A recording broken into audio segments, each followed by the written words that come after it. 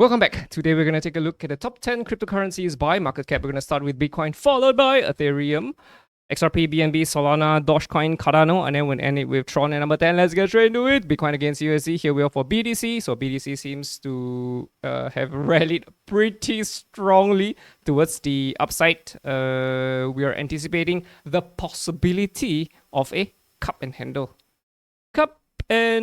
So right now we're waiting for the reverse to come on, right? A little correction either towards this noisy area or towards the highs over here. Let me explain. So from here to the very top, right? We're not sure whether this is the top. So if it is the top, then we're expecting it to hit to potentially 0.5. So it's either here, bounce, pump down, or here, boom, bounce, we go up. We get the handle pump, we go higher. So as it stands, we're still not entirely certain. So we're just gonna have to wait for that reversal chart pattern to appear. But if you look at the smaller time frames, you will see that this is a rising channel, and rising channels usually break lower. So I feel that the move lower is not too far away, right? If I were to be the whale, right, I'll probably sweep all of these sell clusters first before pushing the price higher. But I would prefer it if this is done above the skinny pink line. I do not want to see the price go under the skinny pink line. So yeah, that's my take for BTC. Could BTC go higher and after that come back down, get a head and shoulders and drop much lower? Yeah, sure, of course. But right now, yeah, the best thing that could happen is a correction. If we go higher without a proper correction, okay, then that is probably not too good, right? Because this is just such a short consolidation. The reason why we were able to rally so hard was because there was a long consolidation over here, right? Before the breakout happened, this was a 233 days consolidation, and then bam, we bounced up. So right now we're still within the confines of the all-time high, right? Again, take a few hundred days. If for 188 or 183 days, that would be, good. But yeah, if we go up, right, then this is not good. Then this is just a consolidation. So it may not be as long as we would expect. So yeah, again, it depends on price action at the moment. And against BTC, here we are for Ethereum. Ethereum had a sudden surge towards the upside. So the hope is for Ethereum to hit back up to complete wave D. Holding A, up B, down C, go up for a D, and then an E, and then that's it. Sayonara, bitches. We go all the way to, above 0.2. Right, this will be the flippening where Ethereum flips Bitcoin to become number one. But as it stands, yeah, again, we will still have to see the bullish reversal chart pattern coming first, right? Previously, before things rose up for the wave B, right? So if this whole thing is a wave A, we went up for a wave B, right? Were there any signs that we were about to reverse back up? Yeah, there was something like a double bottom, not exactly, but something like that. We bounce up, there was a squeeze here, 5 wave, 1, 2, 3, 4, 5. We broke out, and after that, there was a falling channel that came on, pum, we rose higher, retraced towards the skinny pink line, bounced really hard towards the upside, and then we started forming bearish chart patterns. Left shoulder, hit, right shoulder. But there was some whale shenanigans. We rose a little bit higher, took out all the buy clusters over here, formed something like a double bearish. It's a double top. And after that, from here, you can see descending triangle, right? Rising channel. Yeah, the moment we cross back violently under the skinny pink line, the end was already, there. So we are still, to be honest, largely under the skinny pink line. And we could still zip a little bit lower. I'm not too sure if this is already the bottom or not. I mean, of course, if we shift to the monthly, right, this looks to me like a potential bullish engulfing. But we are only 12 days into May. There's still another 19 days for May. So we can't tell yet. Previously, over here, there was a bullish engulfing. And after that, this was, confirmed as the low. Will there be a bullish engulfing here? I don't know. We'll have to wait another 19 days first before, even if there is no bullish engulfing, right? If there is a bullish reversal chart pattern, then yeah, sure, there could be a strong rally. And even if there's a strong rally, still no guarantees until we see the D and E, and then that's it. Sayonara. We go much higher.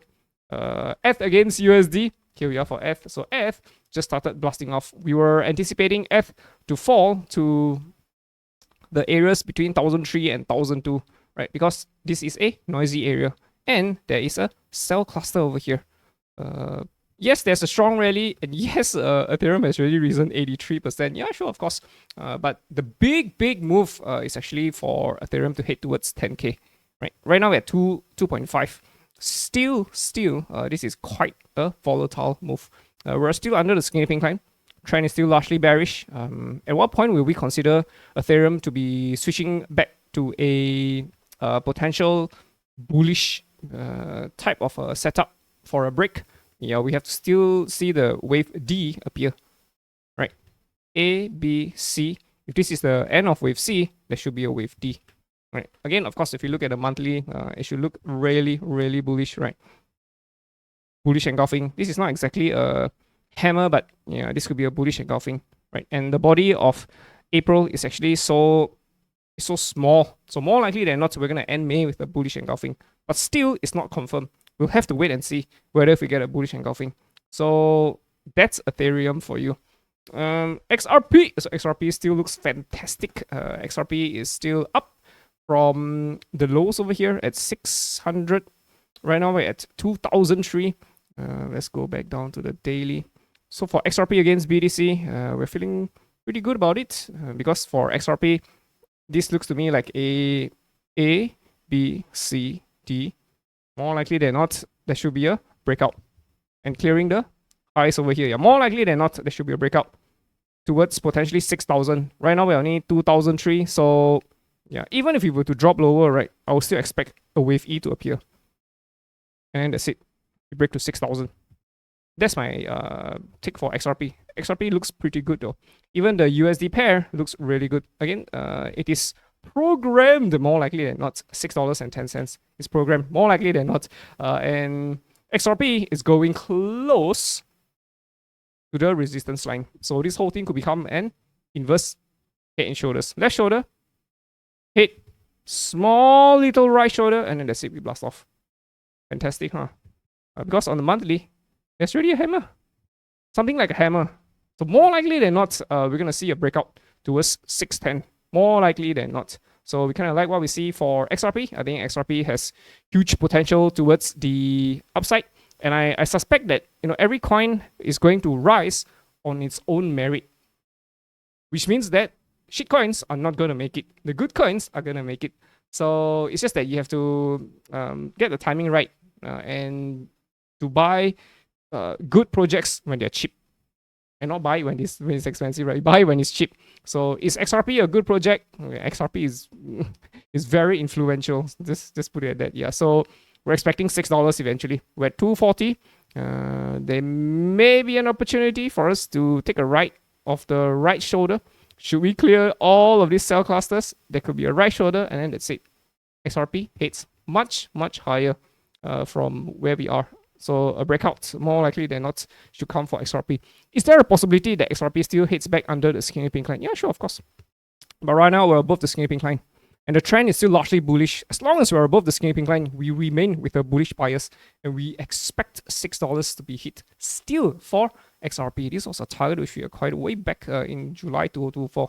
So, yeah, XRP should be doing pretty good. BNB is still... So you remember, like I was saying, everything will be rising on its own merit. So for Binance, we're still anticipating a little bit of a zip first towards the downside before heading higher. We just break out from here, sure, of course. But Binance has a habit of dropping a little bit lower first, right? Getting a lower low before a breakout, right? So a lower low before a breakout. So that's the expectation for Binance, right? So yeah, I think Binance is going to do pretty well eventually. Against USD, Binance is okay up. So this $300 is gone. We will still revisit the target eventually one fine day. I think we are getting a very big. Again, we'll reevaluate the targets as and when the time comes. But the moment we took out these highs, right? So yeah, that's it. It's invalidated. So this whole thing is turning into a A, B, C, D, E kind of a breakout. So BNB could be seeing again left shoulder. Okay, not yet. Okay, it's a symmetrical triangle. More likely than not, the break should be on for BNB towards the upside. So yeah, we will reacquire targets once we see the consolidation, right? It's best that we stay above the skinny pink line. But from a trading perspective, yeah, BNB is just, let's say it's neither here nor there. So yeah, but we are aware that there are sell classes over here, which I still suspect that the whales will eventually pull the price down. One fine day. Now, when? I don't know, but one fine day. But of course, if we do a super banana move, we may not drop back under like 500 anymore. But I still think that we will eventually. So yeah, there you go. That's our take for BNB. Solana against BTC looks pretty weak. Look at the rally. Such a weak rally compared to FBTC.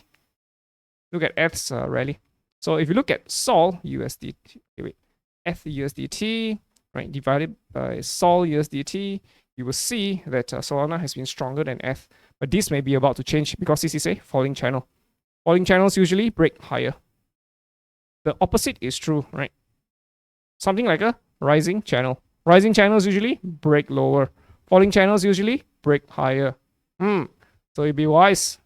It'd be wise to be biased bullish on Ethereum. Solana is still pretty weak. So we barely broke both the skinny pink line. I still think that eventually we're gonna come back down. One fine day, right? Could we just consolidate here and just break higher from it? Yeah, sure, of course, for sure. But from a trading perspective, yeah, there's just nothing much for us to work with for Solana at this point of time. Dogecoin has also seen a strong rally, right? And the skinny pink line acted as a resistance. So we have to break above the skinny pink line, stay above it, consolidate above it, and then continue higher. So yeah, an example will be this, right? Breakout, consolidate, small one, but we broke higher, consolidated, but we came back down. So you see, we have to stay above it. And again, from a trading perspective, yeah, there's just nothing much for us to work with. If we could just accumulate here, right? Very, very clear squeeze. Lower highs, lower highs, lower highs. High lows, high lows, high lows, high lows. That's it. Super breakout, like XRP. But yeah, no, we don't see it yet for DOGE BTC. Against USD, we are above the skinny pink line. Even this inverse head and shoulders, right? It is an inverse head and shoulders. Isn't really that high quality. Yeah, again, from a trading perspective, Dogecoin is just meh. ADA against BTC. Here we are for ADA. ADA is, yeah, again, just a nice gentle reminder. ADA BTC is looking fantastic, just like FBTC. Fantastic potential, right? Very nice squeeze over here, and then that's it. ADA goes bananas. Even ADA in the lower time frames here, right? It's also in a squeeze potentially, right? Lower highs, high lows. Where's the next high low? So we're watching out for the lows over here. Will it be taken out or not? Only time will tell. So that's ADA BTC for you against USD. ADA is, yes, it's in a rally, but this is not a bullish engulfing, right? Look at this candlestick. It's not a bullish engulfing on the weekly. On the monthly, something like a hammer, yes, but it's a higher low, you see. If this was a lower low and we get a hammer, fantastic. But it's not. I don't know. We'll have to wait and see. I'm not too impressed by ADA's price movement on the USD pair. Could we go higher? Sure, of course, but yeah, no, it's not a trade for me. Not at this point of time. Tron against BTC. Tron has been a non-mover. Tron has been like kind of going sideways. Continues its sideways move. One fine day, Tron is just gonna break up towards the upside. I'm not so sure what's happening behind the scenes, but there's a very long accumulation happening. And if and when the breakout comes, Tron is gonna be, I don't know, maybe the chosen coin of China or something. But Tron is still bullish right now, right? On the skinny pink line, we have been above it for, I don't know, since 2023. It's all up. Not a single down at all. It's just up and up and up. So right now, I feel like we could be continuing the uptrend for Tron. Tron has not experienced a a fall, right? Yeah, so Tron is pretty strong though. It's pretty propped up, I would say. But yeah, from a trading standpoint, I wouldn't touch Tron. So yeah, there you go. All right, hope you guys have a great week ahead of you. See you in the next one. Ta-ta!